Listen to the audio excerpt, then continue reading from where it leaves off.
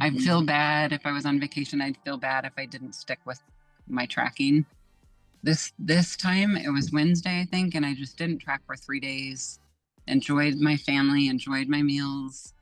I know I'm like gonna get emotional, but I was able to do that, um, and not even feel bad about it, and then get on the scale and still not gain weight, and just enjoy life. I always say I can preach this stuff till I'm blue in the face, but there is just a beauty in hearing other people's stories because there's going to be those one or two people where it just sounds like your own story reflected back to you. And there is nothing more powerful than that.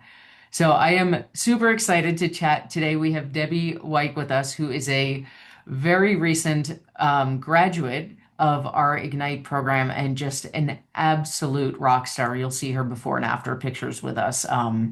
Just jaw dropping, different human inside and out from what I hear. So, Debbie, thank you so much for your time and for chatting with me today. Thank you. Absolutely. So let's go back to the beginning. We're going to rewind quite a bit now. If you think back to pre-Ignite, Debbie, what was going on physically, emotionally, mentally that got you looking, that brought you into this Ignite family?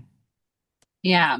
Okay. Well, as of I've heard a lot of the women talk, I resonate with so much of what a lot of women talk about, and not just the premenopause, the postmenopause, or perimenopause, but my entire life. The biggest thing that I was affected by when I started to hear about this program was the mindset part, because my entire life I've struggled with self-image, and I actually was a little anorexic, mainly bulimic in my teen years. Um, and I think that I was healed from that, and kind of, as an adult, young adult, probably about 22 is when I kind of found myself in my job, and wasn't so consumed with watching calories and my body image, but it lived on with me forever, even if you couldn't see it in my physical appearance, and especially the mindset part. So even when I probably was, in most people's opinion, thin, look great. Um, I always thought that I was overweight. And so I think I kind of carried on some of that self-image situation my entire life. So when menopause hit, it was even worse, because then all of a sudden the things that I was doing didn't even work. And so I would just beat myself up, and a lot of shame, a lot of, why can I not, have better self-control? And of course, with menopause, you start having cravings for things you never really ate a lot of. So I would typically go through Sonic drive-through like once every other week to get those, whatever they're called, the Sonic Blast. Because I have an ice cream situation, ice cream craving. Um, and peanut butter, donuts. But every time I would have like something like that, I would feel terrible about myself and just, beat myself up about it. So when I started to talk to Maria about the program, of course, because I tried every single diet there is out there, Nutrisystem, more recently Weight Watchers, which was the best because it was more something I felt like I could control, and it definitely helped me a little bit, but I still didn't stick with it. I think that's the thing, is it's hard to stick with those programs because there's too much restriction. Um, and then in my head, I was always thinking carbs were bad because I did the high protein, high fat, but low carbs for a long time. And it actually worked in my 40s. I think there's a drug called phentermine, or I don't even know how you say it, but that worked because I was 45. I took off quite a bit of weight, like 30 pounds. And I kept it off for 2 years by eating absolutely no starches of bread. Hmm. But you can't live a life like that. And it eventually, I couldn't do that anymore. And it's not healthy either. So when Maria started to talk about math and science and nutrition, is something I really hadn't ever heard before. Um, and I'm definitely probably post menopause. I'm 57, almost 58. But had kind of just got to the point where I was like, okay, I just have to accept I'm going to have this little belly, and I'm going to probably be 20 pounds overweight. And it's just the way life is now. But I also wasn't happy because I'd always just beat myself up with every meal that I ate that I didn't think was nutritious or healthy. And I didn't want to have those cravings all the time and order from DoorDash when I just had to have ice cream, those kind of things. Um, and I always just thought I was just going to be that person. I was never going to be able to have self-control or, you know, watch calories or any of that because I like to eat. So when I started with her, I was at 1,200 calories, and that was pretty normal. So even with those things I'm talking about, with those cravings and things, for the most part, I would normally eat very little, and then I'd binge, and I just go back and forth and back and forth. So I was really screwing up my metabolism, but I didn't know that. I just thought I had a problem. Um, so when she started to talk about nutrition and math and science, it resonated with me. It was something I had never heard before. But in the back of my mind, I was like, it's probably not going to work because I'm different than everybody else. I'm not going to be that same person that can stick with something. So, or be the person that can. So when I first, am I going too far? And No, this is great. This okay. is great. Yeah, keep so when going. so when I first started, the first week or two, I loved the tracking because I felt in control and I could tell kind of what I was what I was typically eating. There was a huge change in what I started to eat that I never ate before. Like I never really ate Greek yogurt. I never ate cottage cheese. If I had protein, I would think that was a steak or a chicken. I didn't eat a lot of the different types of proteins that are good for you. And then I started to realize that I was really feeling my body. Like I started to feel better. And it was just within 3 weeks where clothes started to fit differently. Wow. And I guess I'm a unicorn because I started to lose weight in the sixth or seventh week when I was going up in calories. But I finally got up to 2,000 calories probably 2 or 3 weeks ago. And the weird thing happened that it was the biggest struggle week. It was probably 2 weeks. I'm a store manager at a retail store, so I've had a lot of stress, and Black Friday was a huge deal. But the first week that I went into 2,000 calories, where I had a meltdown and had a huge struggle in the mindset again, because I had one meal that was probably full of starches and I don't know, salt or something, and I gained a pound or two. I thought I gained a pound or two. I've listened to all your podcasts. I know I didn't gain, but I thought I did. So I freaked out and I sent Maria this emotional message that I thought I should go back down in calories and I don't want to gain weight. Like it was just this real struggle. I was actually surprised at myself how upset I was about that 1 or 2 pounds. But I was also lacking sleep and stressed out at work. And so she's kind and very knowledgeable. And so she kind of talked me off the cliff, the ledge. And she did agree to let me go down 50 calories, but I didn't talk to her for a few days. I stuck with the 2,000 because I knew I had just kind of overreacted. And then I lost a pound that week. So, by just sticking with the 2,000. So now I'm like 3 weeks into 2,000. I still haven't hit the deficit and I've lost a total of 15 pounds. Wow. And I think my body is just so happy to be eating the right calories for my body, the fuel. Um, but the best thing is the mindset that I don't have to, that I can go like this was the first holiday because I had 4th of July and I wasn't so good with the mindset. I'd feel bad if I was on vacation. I'd feel bad if I didn't stick with my tracking. This time it was Wednesday, I think, and I just didn't track for 3 days. Enjoyed my family, enjoyed my meals. I know I'm like going to get emotional, but I was able to do that um, and not even feel bad about it, and then get on the scale and still not gain weight, and just enjoy life. So my metabolism definitely has healed Yeah. a lot, but even if none of that happened, the way that I am able to think and talk to myself, because I listened to that podcast there where you said the coach being your best coach Mhm. yesterday, which was good timing that I listened to that because talking now, like that's the best part is that if I start to get that mindset, I'm like, no, you can have a donut once in a while or have a too much popcorn with butter, like, but just go right back on it in the next meal and you're okay. So the mindset is the best part. Uh, that makes my heart so happy. We call it healing your relationship with food.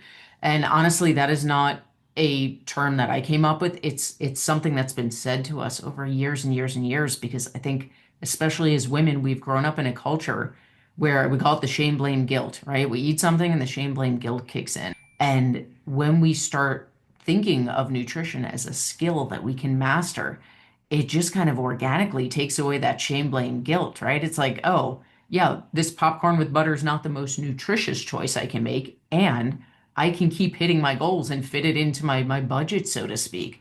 And it's Hmm. not something we have to force. It's something that happens organically just by the new relationship that we're developing with food. Yeah. I love that. And it sounds like too, I mean, listen, the scale is always, it's a forever struggle for a lot of us. But every time we have a moment like you had where the scale is going to fluctuate 1 to 6 pounds. And even Hmm. if we know that, it's not fun to see, right? We're still going to have some version of a freak out around that. But now Hmm. your brain has that beautiful proof of, wait a second, if I stay the course, it is going to self-correct. I just need to keep that time and consistency. And what a beautiful story that you went through the freak out, you stayed the course, and now your brain has proof of what's on the other side. Yeah. I think it needed to happen. Like Mary said, you have been so, like, you haven't struggled much through all of these weeks. So like, to have that happen, at least you have that proof now Yeah. that it's okay. Like, just breathe through it, and the next meal you can, concentrate on nutrition again. And then as far as exercise, like, I was very athletic as a kid. I did softball, basketball, all those things. Never loved the gym and working out, but now I love it. Like Oh, now, and I think it's just because I know it. I've always walked. We have dogs and we're very outdoors, but I'm starting to, like, I do the free weights a lot. I do a lot of free weights. I never really did a lot of that. It was more about cardio because you're drilled in your head all your whole life. You have to do cardio, move more, eat less. But now I'm enjoying the weights and trying to get the weight, you know, like if I started at 3 pounds, now I'm 5 pounds, 7 pounds, and seeing where if I don't get to the gym because of my job or um, don't get a working out at home, I feel bad about that. So that's a great thing too, is that I'm enjoying the new uh, me where I want to work out. I uh, never did. So yes. And that's that snowball going down a hill, right? In the beginning, it's like I always think of pushing a boulder up a hill. I should go, all the shoulds and have tos. I should go to the gym. I should do this. And when you start feeling that pull of like, oh, I missed the gym today, that's when you know that it's locked in. yeah, yeah. So and it's not so, like, I don't think that I'm so obsessed with being a certain number anymore because I just want to be my best self and be nutritious and live a life that, that I feel joy instead of shame, Yeah. instead of beating myself up all the time. And also I understand that this is not, it's just a lifestyle. It's not a diet. Because people are like, "Are you still on that?" I thought, "I'll forever be on it." Yeah. This is just who I am now. This Yeah, is how I'm gonna the eat. way of eating. It's not good food, bad food. I'm on my 12-week diet, right? It's like, oh, this is how biology works, so let me flow with it. Hmm. So I'm Wow. so grateful. I'm so grateful for meeting Maria. Um, I'm grateful for you, and I hope I can figure out how to keep all of those podcasts in my. I uploaded a lot of them, but it's like you get busy, and then a couple weeks will go by. I haven't listened to one, and I'll hear the same ones sometimes, but it's like you hear it a different way once you're growing and learning more about protein, carbs, and fat, and all of that. Yeah, you understand it to a different depth when you have that lived experience. Hmm. Man, Debbie, what a 180. I mean, knowing your history and what you struggled with, and it sounds like your late teens to early 20s, like to be able to say, I'm in control of this, I feel better than I had like that. What a 180 from where we started. Talk about healing that relationship with food. That's huge. Yeah, it is. All right, Sure. last question, favorite question. I'm going to put you in the coach's chair, okay? I want you to pretend on the other side of this Zoom that we're having, instead of Rachel, the founder of Mindstrong, I want you to pretend that I am Rachel, the newbie, and I've tried every diet in the books, right? I've struggled with food my whole life. I'm in this menopausal stage where the stuff that used to work isn't working anyway. I find this Rachel chick on my Instagram, Facebook feed, and understandably, I'm skeptical because, Mm-hmm. you and I both know this nutrition industry is filled with snake oil salesmen promising the world and not delivering. So I'm nervous, I'm skeptical. I feel like I've tried everything, nothing works. What do you, Coach Debbie, say to scared, skeptical Rachel? Well, first thing I would say is this is different than anything you've probably ever heard. It's not a diet. Um, and I would talk about the good foods, bad foods. We don't call that. We don't say good food, bad foods. Um, and I would say give it a try. Don't give up.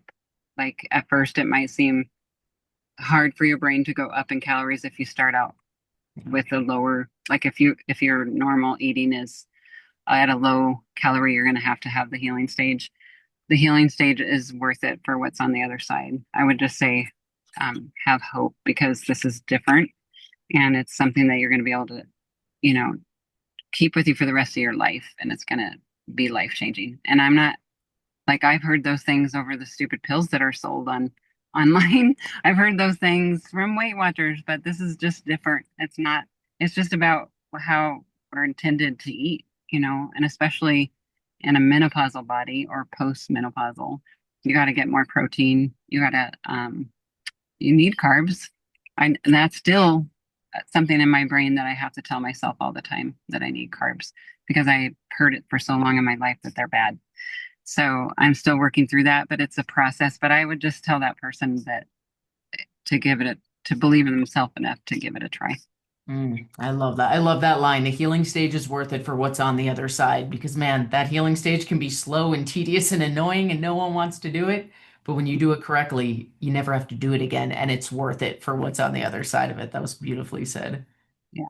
Thank you. Debbie, I can't thank you enough. I know there are so many women out there that probably, especially as women, struggled in our late teens, our early 20s. Those are tough years.